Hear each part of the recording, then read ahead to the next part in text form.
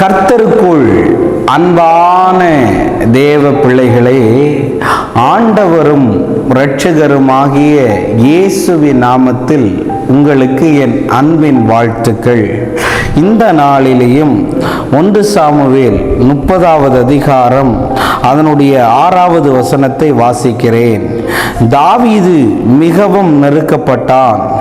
சகல ஜனங்களும் தங்கள் குமாரர் குமாரத்திகளின் நிமித்தம் மனக்லேசமானதினால் அவனை கல்லெறிய வேண்டும் என்று சொல்லிக் கொண்டார்கள்.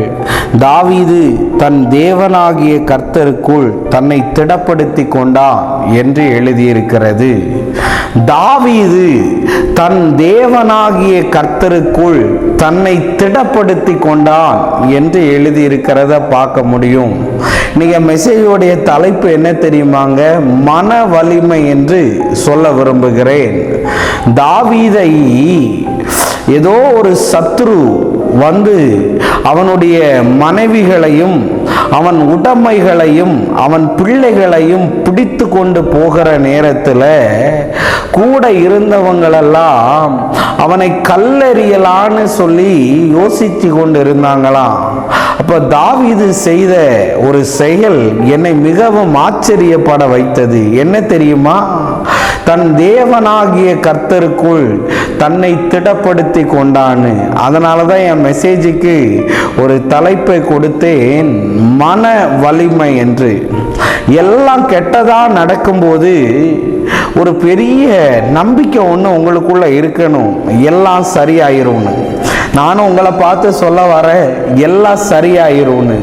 என் வாழ்க்கையில எல்லாம் நான் பிளான் பண்ணாமையே நிறைய விஷயம் எனக்கு விரோதமா நடக்கும். நிறைய பேர் எனக்கு விரோதமா எழும்புவாங்க, எனக்கு விரோதமா பேசுவாங்க. அந்த நேரத்தில் எல்லாம் தன் தேவனாகிய கர்த்தருக்குள் தன்னை திடப்படுத்தி கொண்டது மாதிரி தேவன் என் கூட இருக்கிறாரு, எல்லாம் சரியாயிரும்னு ஒரு நம்பிக்கையில இருக்கிறதுனால தான் தேவன் அடுத்த கட்டத்திற்கு என்னை உயர்த்தி கொண்டு போகிறார். தேவ பிள்ளைகளே, இன்னைக்கு மன தைரியத்தையும் மன வலிமையையும் விட்டுறாதீங்க.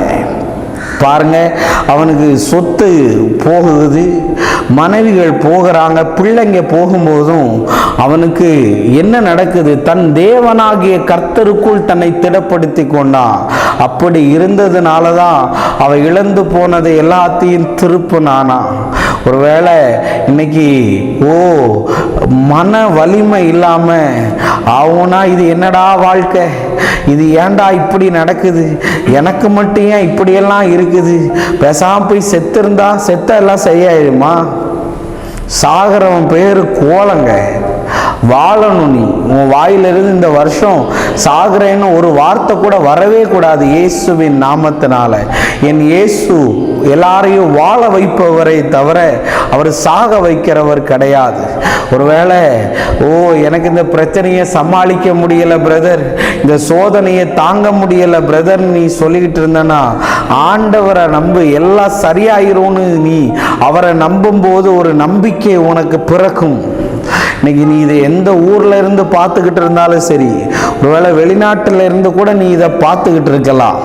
ஆண்டவர் சொல்றாரு, தன் தேவனாகிய கர்த்தருக்குள் தாவீது தன்னை திடப்படுத்தி கொண்டான். எனக்கெல்லாம் அப்படிதான், எல்லாம் சரியாயிரும், ஆண்டவர் எல்லாத்தையும் சரி பண்ணிடுவா. கடைசி நிமிஷம் வரை எனக்கு ஆப்போசிட்டா தான் எல்லாம் நடக்கும். ஆனால் நான் தேவன் மேல வச்ச விசுவாசம் எல்லாத்தையும் பாசிட்டிவா மாற்றும்.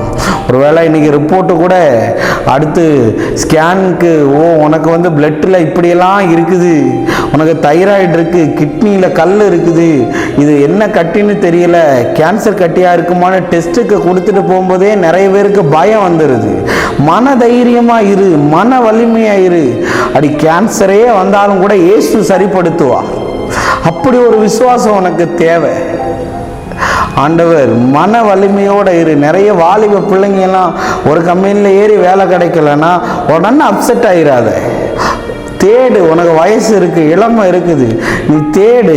கர்த்தர் உன்னை அப்படி நடுத்தருவில எல்லாம் விட்டுட்டு போக மாட்டார், கை விடவே மாட்டார். ஆண்டவர் அற்புதத்தை செய்வாரு. நம்ம ஜெபம் பண்ணலாம். அன்பான நல்ல ஆண்டவரே, இந்த நேரத்துக்காக உமக்கு நன்றி செலுத்துகிறேன். ஆண்டவரே, இந்த நல்ல நாளில் அந்த மன வலிமையை இந்த பிள்ளைகளுக்கு கர்த்தர் கொடுக்கும்படி நான் ஜெபிக்கிறேன். யாரெல்லாம் இதை பார்த்து கொண்டிருக்கிறார்களோ அந்த பிள்ளைகளுக்கு அற்புதத்தை செய்யும். இயேசுவின் நாமத்தில் வேண்டுகிறேன் நல்ல பிதாவே. ஆமேன், ஆமேன். God bless you. கர்த்தர் உங்களை ஆசீர்வதிப்பார்.